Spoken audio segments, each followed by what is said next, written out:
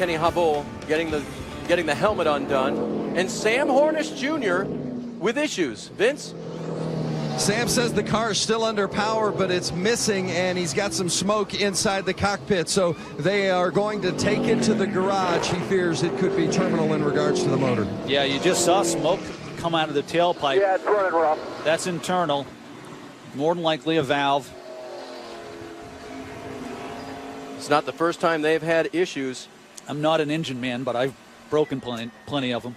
Well, and you know, the number of shifts we're talking about with 13 turns here, it's big, Ricky. Yeah, it's really easy. Big. It's easy to over rev on a road course. Sam was in the car in Chicagoland when the engine failed there. We were talking about Kenny Habul. He's still buckled in. That's what happened to him on course. You see Chase Elliott and Trevor Bayne taking evasive action. Yeah, he just headed right. Yeah, the car just failed. So, you know, probably engine expired, so he just got off the course, which the other drivers appreciate. Jeff Green was running in the 9th position when this happened. Whoa! Wow, some big save by Brennan Gaughan there to miss that. Really good run. Jeff running a handful of races for Eric McClure in that 14 this year. Had a little help. So it appears. Looking back from Sadler, it looks like Kwasniewski might have gotten a little bit of the Jeff Green car. And now Habul, one of 3 Joe Gibbs Racing cars here this weekend, getting a push from the record. Hard to tell if it was engine related, Ricky, because we saw him moving backwards for a while there while he was stationed in the grass. Yeah, I think he might have been rolling backward because it's an incline. It's elevation, you know, going up into the key. Oh, in the keyhole. Gravity. Very yeah. nice. Very nice indeed. Okay, an opportunity for pit stops coming up here. We're at lap 51 completed. We were looking maybe at 55 as the early edge for them to come down pit road. Yeah, it's hard to imagine coming in now, other than the fact that, you know, the caution's out and you're getting low on fuel, but the magic number really is 55 or 6 to make it with just one more stop, with the exception of getting a lot of caution laps. And that is the game that you play. Here they come. Pit road is open, and the leaders are going to come down and take advantage of this caution. It's going to make it a really strategic race now. I mean, you're going to see a lot of conservation, a lot of fuel management. Jim Noble is first with Regan Smith. Well, Regan Smith has no rear grip, so they're going to go back on an adjustment they made earlier and put a round of wedge in the right rear. They'll give him 4 tires and fill him full of Sunoco racing fuel. Rick? Alex Tagliani brings the car, and remember, they made no change on that last stop. This time around, they intend to make a track bar adjustment, get the Sunoco fuel in, and on their way. Vince? The 2-car of Brian Scott came in. He was the leader. Car still a little bit too free. 4 tires and an air pressure adjustment. Had trouble getting out around the 60, so the 22 gets the nudge on the 2-car exiting. These are really tight pit boxes, perhaps the tightest on NASCAR's schedule, and we saw that it really bit Brian Scott there, getting boxed in. You see our Pennzoil race-off pit road on the left side of the screen there. Regan Smith up 3 positions on that stop.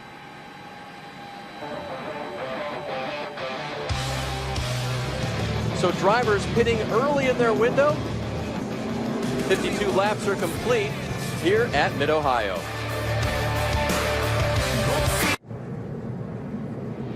Under our 4th caution at the Mid-Ohio Sports Car course, 5 drivers chose not to pit. Actually, more than that, but 5 among the front runners. Trevor Bayne has assumed the lead, and Brian Scott, the leader, lost 5 positions on pit road. Yeah, again, tight boxes. Comes out, does a great job, actually, along with Alex Tagliani, not to make contact.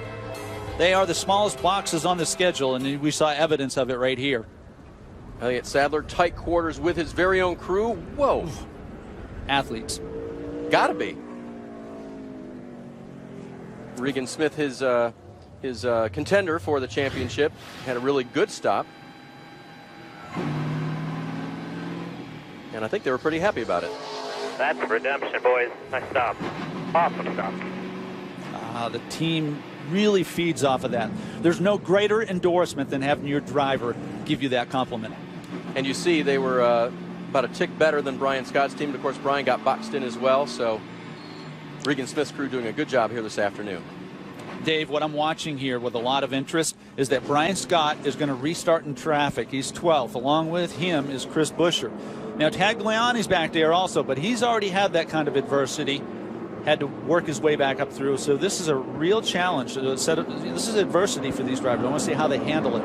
Drivers that have been up front most of the day That's and right. haven't had to deal with this. There's Alex in his office running 11th. So your front row, your front several cars, those that did not pit: Trevor Bayne, Dylan Kwasniewski, Justin Marks, Brendan Gaughan, Mike Bliss, J.J. Yaley, Ryan Sieg, Carlos Contreras, and Cody Ware in his very first start in the Nationwide Series in the 23 car. They'll be at the head of the field on older tires. Everyone who just pitted, start behind them. This could get interesting.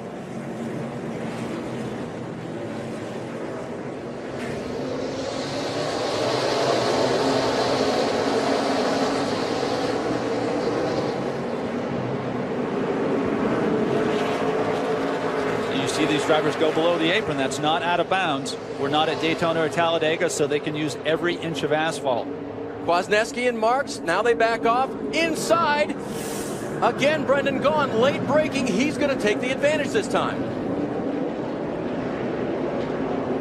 What a move by Brendan. He's up to third. Behind him, Mike Bliss and Justin Marks for fourth. There's quite a disparity between the drivers that stayed out on old tires and these new tires, and it's really going to show up here from turn 4 back to turn 9.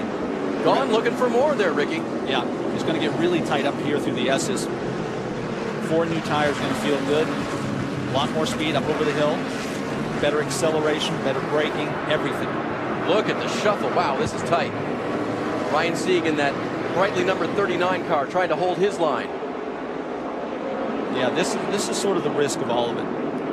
And you see Brian Scott wanting to defend himself against Tagliani, because with Sam Hornish out of the race, the flavor of this event has changed a little bit. If you missed it, Sam Hornish Jr. went to the garage. Motor issues for that 54 car that led 12 laps today. It looked like it was on pace to be a contender at the end.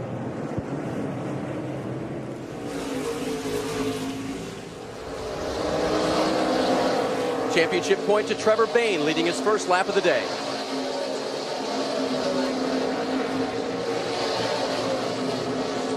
Dave, there's a tug of war for these drivers back in the pack on new tires. Number one, they want to get track position back as quickly as possible. But you don't want to burn your tires up knowing these guys got to pit anyway. Manage. So you manage, but you know, if you got a driver in your mirror, you know you're going to have to fight for the win late in the race. You don't want him to go by. So we mentioned Sam Hornish in the garage. There's Sam, still in the race car. Vince Welch stands nearby. Well, certainly frustrating for Sam Hornish Jr., by the way, who identified over the radio to his crew that he missed a shift. So that's the second time this weekend that has cost them engine issues. The team feverishly working under the hood because they'd like to get Sam back out for some laps, because remember, he is in a battle, this 54 car with the 22 car for the Owners' Championship. The 54 came in with a 3-point advantage, so anything they can get on course will be an addition for them in that regard. That's why they're trying to get Sam back out, but as of now, still sitting in the car. Oh, it's a horrible feeling as a driver, and it's one of the reasons I really appreciate Sam. Is he's a stand-up guy. He always gives it to you square. Missing a shift on the road course is very easy to do. In fact, I think most drivers do it, but not all drivers admit it. Great battle for the lead. You ride with the leader. That's Trevor Bayne. 42 of Kwasniewski right in his mirror. Rick? Well, and already the team with Kwasniewski knows that they don't have enough fuel, even if they stop soon, to make it all the way to the end, so they're concerned about that.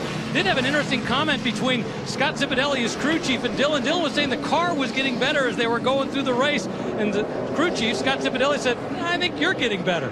Interesting. Scott Zipadelli earlier in the week told us, as we watched Brendan Gaughan try to get position on Dylan, he told us that Dylan is like just a typical young athlete. Sometimes I have to coach him. Sometimes I have to get into his ear and coach him. And he was willing to lose one spot right there, but not two. Marks had to back off. Kwasniewski back to third. He has the tools. He has the talent. Sometimes, along with being a young driver, you don't always have the patience. A lot of this is about strategy. Rick, you got something on the 6 car? Yeah, they are definitely playing the strategy game. They came on the radio a little bit earlier to talk to Trevor Bayne and said, we're now playing strategy. We're going to have to see how it plays out. Right now, they don't think they're going to have enough to make it all the way to the end. But on the other hand, you save a little fuel here, you get a few laps of yellow there, they may be able to pull it off. But right now, he's scheduled to come in probably in about 3 or 4 laps. Jim? Well, Regan Smith in a similar situation, Rick. In fact, they're going to try to make it to about lap 62 and then come in and top off. Remember, they only pitted about 7 laps ago. The reason they are not in their window either, but they're getting good speed with fresh tires right now, hoping that gives them the track position that they can then parlay into a good position later. Kwasniewski, he was off to the right. Look at that car. Yeah, he See got the off dust he course. picked up. Yep. Got off course, and but he survived it, and it doesn't look as though the car is really damaged much. The brake ducts are plugged up. Sometimes, wow. Yeah, sometimes the liability of being close to the car in front of you, again, is that you lose your markers, your turn-in points. And if they drive off course, you could drive off course with them. When you saw the dust kick up, that's when you got into trouble. See some debris and grass flying off of the 42. He had that. Grill's full. He's trying to get it up. There you go. Second time he was off today. Earlier on lap 13, Dillon also had some issues. Brian Scott apparently some issues too. You can see the debris being kicked up from in and around and on Brian Scott's car. Yeah. Wow. It makes sense to me that, you know, now we're getting inside that fuel window. So for some of these drivers, you know, it's not worth the gamble. Just come in. Here's what happened to Brian Scott. Make the final stop. Actually, there was a little contact there. Alex Tagliani behind him at the top of the hill in turn 5, a really difficult corner. Alex has position here, but I don't think Brian Scott knew that he was underneath him, Dave. And so hard to know. You got it. And unexpected. Yeah, it's a tough place to make a pass, and if you haven't had a driver challenge you in that position all day, you don't expect it. And remember, Brian Scott has led the majority of the race. And now his grill and brake ducts all covered with grass. This road racing thing is tough on equipment. It's so amazing. In hindsight, you look back and say, you know, if I had just executed good judgment, stayed on the track, raced the track, we would have been a contender to win. And I'm saying, you know, an hour and a half from now, there's so many ways to lose the race, and most of them you can contribute to. Try to bounce off some curves, we'll fall off. So that technique, turning the fans off to the brake ducts and bouncing off the curves. Yeah. Trying wishful thinking. Well, only clean the grill. it is at this speed. If you can get close enough to a car where it becomes a low pressure area, and actually the material will fall off, but that's not in the cards right now. We heard Phil Gould, the crew chief, calling him to pit road. Brian Scott in 7th. May have to come down there. You see the water overheating right now. Now it's about finishing the race because Watch your speeds on pit road. they may need to put water in if they go much longer. So with 58 complete, Brian Scott heads to pit road in the attention of his crew. Dillon Kwasniewski on pit road as well. Let's go to Vince. Well, you see Brian Scott's car spewing the water, so obviously overheating because of all that debris on the front of the grill. So they're going to bring him in. They're going to clean the grill. Also going to top him off with Sunoco fuel. Get that grill clean. At this point, no other issues in regards to putting more water in. Just clean the grill, top off with fuel. Rick? Yeah, Dillon Kwasniewski brings the car in. The concern they had was the temperature was up over 260 as a result of clogging that grill up. This is a little bit earlier than they wanted to pit. Still not sure they could have made the distance anyway, but it's still earlier, even earlier than they were hoping to do. One of the things you have to worry about is when a driver comes to pit road because he has to, there's a little bit of distraction there. And you've heard me say, Dave, distraction for athletes is poison. Let's watch for speeding on pit road. So those drivers on pit road, interesting that they didn't take tires. I'm wondering if that indicates that they're going to be back down pit road again later on for a splash and maybe a set of tires. J.J. Yaley off course right now. If the race comes into a green-white checkered scenario, it could favor those two drivers, Brian Scott, Dillon Kwasniewski, who just pitted. Otherwise, they're going to have a deficit. So Yaley back on the track. We are still under green. Trevor Bayne continues to lead. We're seeing a lot of drivers now hitting pit road, perhaps for the final time. Here's the 31 of Justin.